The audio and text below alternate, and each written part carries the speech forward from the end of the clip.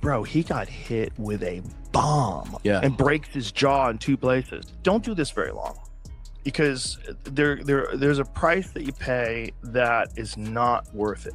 All it takes is one punch to collapse a story that took years to build. Not slowly, not gradually. One moment you're selling belief, momentum, and inevitability, and the next, your body answers a question your mouth never could. That's what happened to Jake Paul the night Anthony Joshua stood across from him. Because this wasn't just another loss. And it wasn't a bad performance you can explain away with excuses or learning experience language. According to reports from ringside and post-fight medical confirmations, this was the kind of damage that shuts doors without asking permission. This fight wasn't sold as entertainment. It was sold as validation. Real heavyweight rules, real consequences, real professionals, no safety nets. The message was clear. This was proof that Jake belonged here, that the long-running experiment had finally crossed the line into legitimacy. But once the bell rang, that storyline started bleeding almost immediately, not through drama, but through contrast. Anthony Joshua didn't look emotional. He didn't look rushed. He didn't look like a man trying to make a statement. He looked like someone who understood exactly how much time he had, and exactly how little risk he needed to take. That calm was unsettling, because it exposed the imbalance before the damage even showed up on Jake's face. One of the first things viewers noticed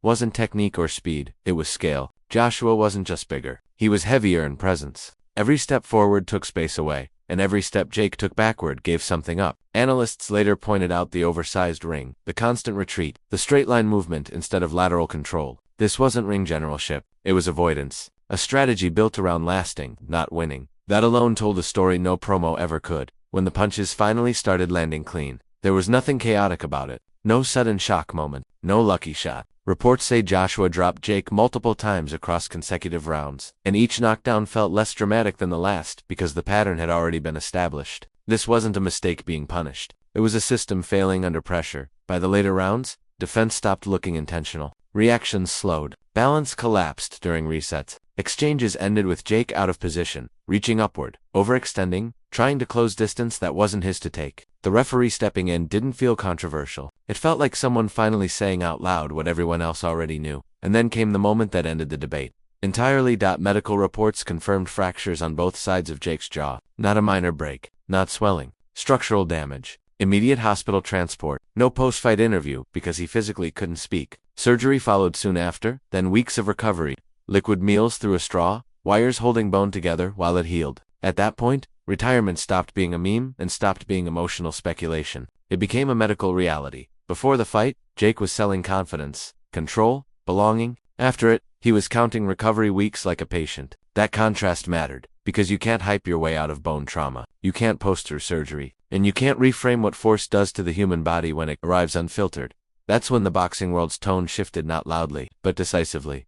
Veteran analysts didn't argue. They corrected. Former champions didn't celebrate. They assessed. Many called the matchup exactly what it looked like from the opening bell, a mismatch. Some said the flaws were always there, only hidden behind carefully chosen opponents. Others went further, saying this fight didn't end a career. It revealed the ceiling that had always existed. Technical breakdowns followed fast. Lunging punches instead of snapping them. Balance lost under pressure. Feet crossing during retreats. Reaching shots against a taller heavyweight and paying for it every time. Analysts pointed out that what looked like improvement against smaller or aging opponents collapsed instantly when size, timing, and discipline showed up together. One former champion compared the movement to survival rather than strategy. Another noted something even more damning. Joshua never looked worried. Not once. No hesitation. No adjustment. No moment where he respected Jake's power enough to change his plan. The gap stayed obvious from start to finish. Then the numbers dropped, and the conversation ended. Punch statistics showed a massive disparity. Joshua landing clean repeatedly while Jake connected sporadically. Commentators didn't call it competitiveness.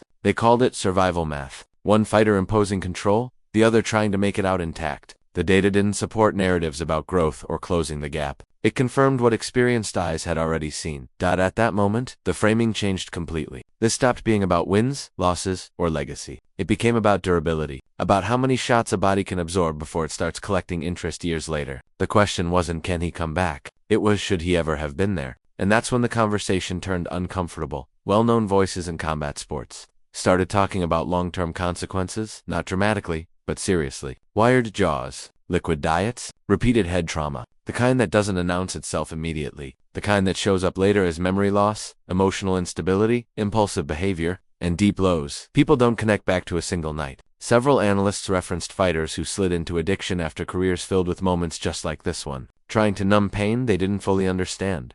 The message was simple and brutal. No check is worth your brain.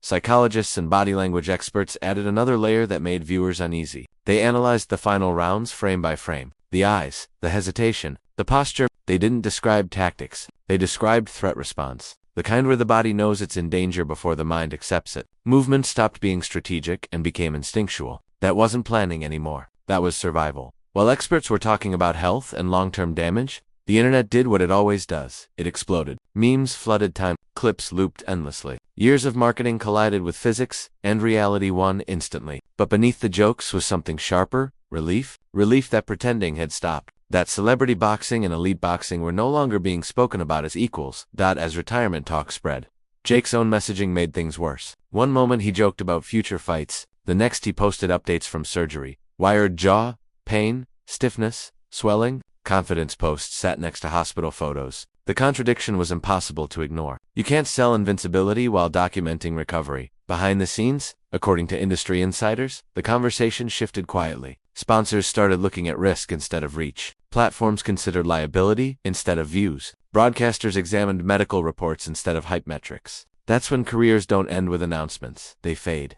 Slowly, professionally, without drama. Whether Jake ever officially retires or not, many believe the sport already made its decision that night. Not through headlines, not through opinions, through consequence, through force, through a moment that couldn't be edited, reframed, or spun into content, because boxing always does this eventually. It strips the story down to bone, and sometimes it only takes one punch to do it.